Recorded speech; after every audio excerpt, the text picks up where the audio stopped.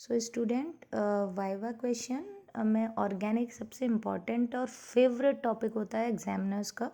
उसमें अगर आपने हेलो एल्केन और हेलो एरीन अगर वो चूज़ करते हैं तो उसमें SN1 SN2 की मैकेनिज़्म, SN1 और SN2 की मैकेनिज़्म, और उसमें 1 स्टेप में होते हैं या 2 स्टेप में होते हैं।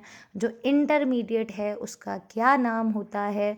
जैसे फॉर एग्जांपल SN1 में इसका फुल फॉर्म क्या है? न्यूक्लियोफिलिक सब्स्टिट्यूशन रिएक्शन केवल नहीं बोलना है, unimolecular nucleophilic substitution reaction.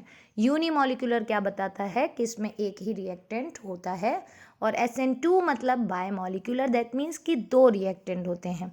Unimolecular जो होता है उसमें इंटरमीडिएट फॉर्म होता है जिसका नाम होता है carbocation. Then next question is, what is carbocation? Which carbocation is more stable? That means 3 degree is more stable than 2 degree and 1 degree. Next, what is Swarts reaction? Swarts reaction कौन सी होती है? तो आपको मालूम है एक्सचेंज ऑफ हेलोजन रिएक्शन जो है वो स्वार्ट्स रिएक्शन होती है। इक्वेशंस जो हैं वो आपको लिख के दिखानी होती हैं पेन पेपर की हेल्प से। जितनी भी इक्वेशंस आप लिखते हैं उनके IUPAC नेम्स, जो आप कंपाउंड्स लिखेंगे उनके IUPAC नेम होने चाहिए। एल्काइल ग्रुप से आपको नहीं लेना है, यानी कि आपको R करके नहीं लिखना है। कोई भी आप इक्वेशन लेते हैं तो आप उसको R करके नहीं लिखेंगे स्टूडेंट्स, ठीक है। अगर आप चूज करते हैं alcohols, then hydration and dehydration reaction and the mechanism of hydration and dehydration reaction, ये बहुत ही इंपॉर्टेंट रिएक्शन है, बोर्ड में भी बहुत आती है। तो इसमें विद टेम्परेचर, विद प्रोडक्ट्स, दोनों की मैकेनिज्म, ये भी आपका इम्पॉर्टेंट है हाइड्रेशन और डिहाइड्रेशन में। उसके बाद है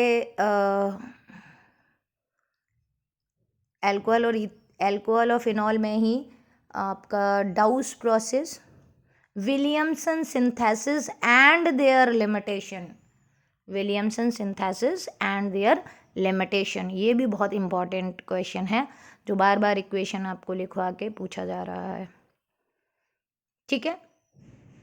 उसके बाद है अगर आपका एल्डिहाइड है, एल्डिहाइड में आपका aldol condensation, Cannizzaro reaction with formaldehyde as well as benzaldehyde, दोनों with the IUPAC name of the all products. Aldol condensation में फाइनल प्रोडक्ट का IUPAC name, what is aldol, और ये सारे क्वेश्चंस हैं।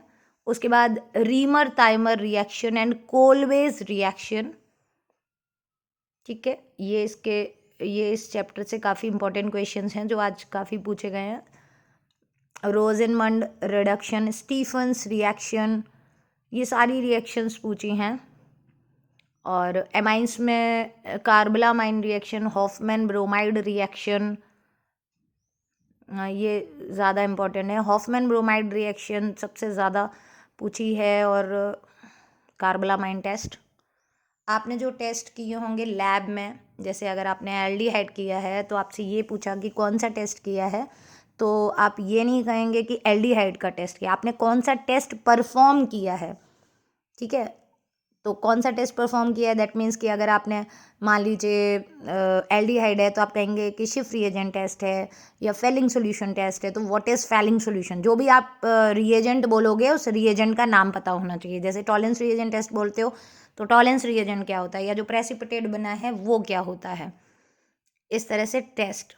ऑर्गेनिक केमिस्ट्री बहुत ही ज़्यादा इम्पॉर्टेंट है, ऑर्गेनिक केमिस्ट्री के सारे क्वेश्चंस काफ़ी इंपॉर्टेंट हैं। बायोमॉलिक्यूल्स में ऑलिगोसैक्राइड्स क्या होते हैं, DNA RNA में डिफरेंस क्या होता है, पेप्टाइड बॉन्ड क्या होता है, ज्विटर आयन क्या होता है, प्रोटीन्स क्या होते हैं, ये बायोमॉलिक्यूल्स के क्वेश्चंस हैं।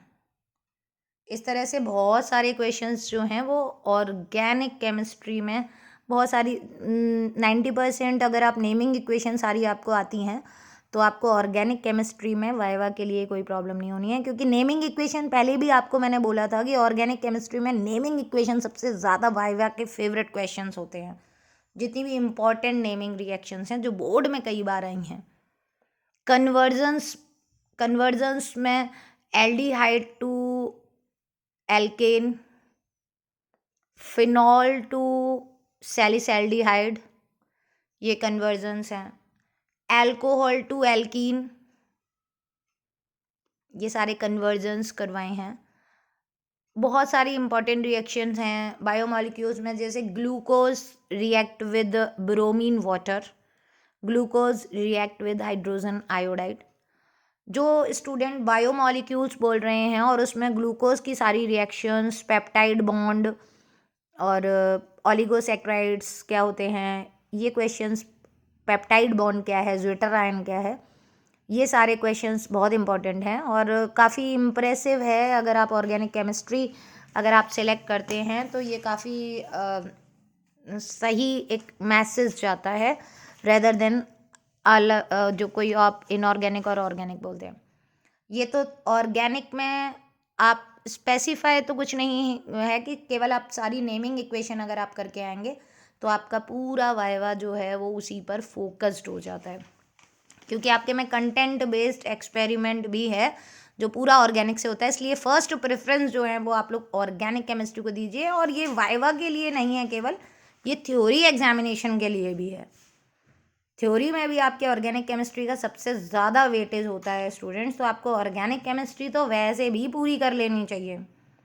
तो ऑर्गेनिक केमिस्ट्री का जितने भी आपकी नेमिंग इक्वेशंस हैं, मैकेनिज्म हैं, उनको अगर आप कर लेते हैं तो बहुत ही अच्छा है। और IUPAC आज स्टूडेंट्स एसीटोन का IUPAC नेम स्टूडेंट्स नहीं बता पाए। What is the IUPAC name of acetone, ये कोई स्टूडेंट नहीं बता पाया है। तो इस तरह के क्वेश्चंस हैं जो एल्डिहाइड है, simplest aldehyde, simplest ketone, simplest carboxylic acid, simplest alcohol और उसके IUPAC नेम, ये सारे आप लोग कल प्रिपेयर करके आइएगा। और ये बहुत इंपॉर्टेंट क्वेश्चन है ऑर्गेनिक के। और नेक्स्ट इनऑर्गेनिक और फिज़िकल केमिस्ट्री में अगर आप कुछ करते हैं तो उसके लिए अभी मैं नेक्स्ट वीडियो अपलोड करूँगी, तो वो आप लोग कर लीजिएगा। ठीक है, तो all the best for tomorrow.